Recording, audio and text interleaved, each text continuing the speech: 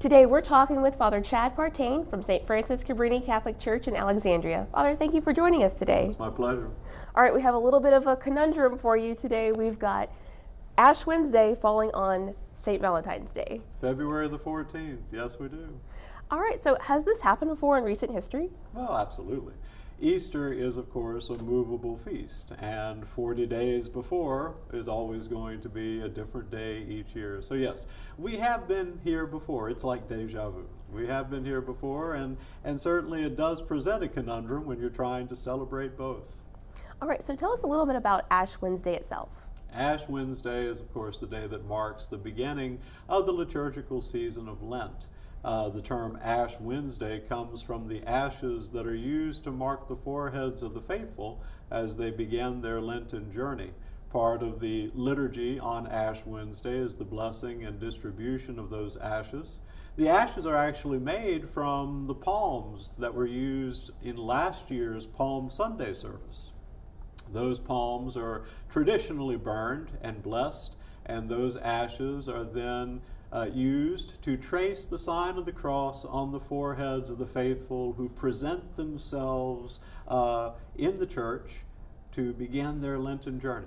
They're marked with the ashes as a sign of penitence, and they enter into the season of Lent, which is a time of discipline and prayer and fasting and conversion. All right, let's talk about the origins of St. Valentine's Day.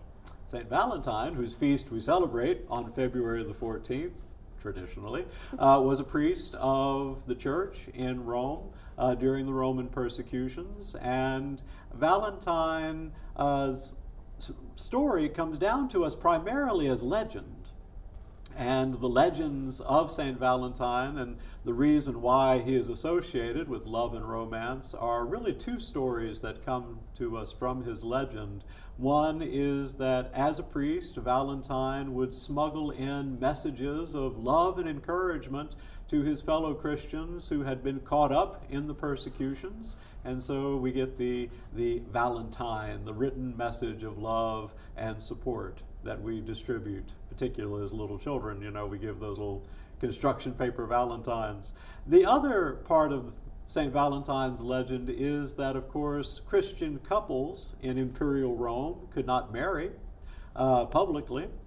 And so Valentine, as a priest, would conduct secret or clandestine marriages for Christian couples who wanted to marry, and that he was eventually discovered doing this and was himself imprisoned and eventually martyred.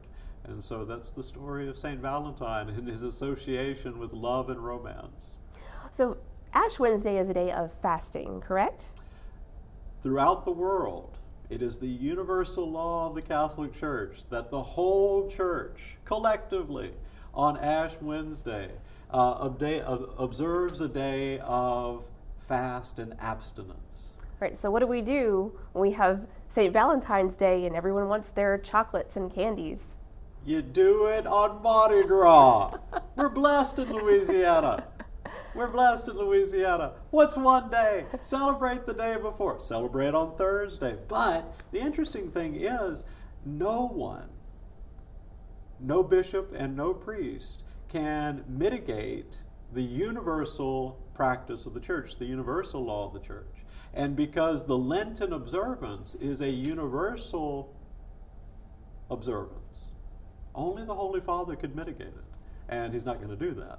So, on Ash Wednesday, as Catholics, we are bound to abstain from meat and we are to fast. That means one full meal for the day, no eating in between meals. Great day to begin your Lenten diet.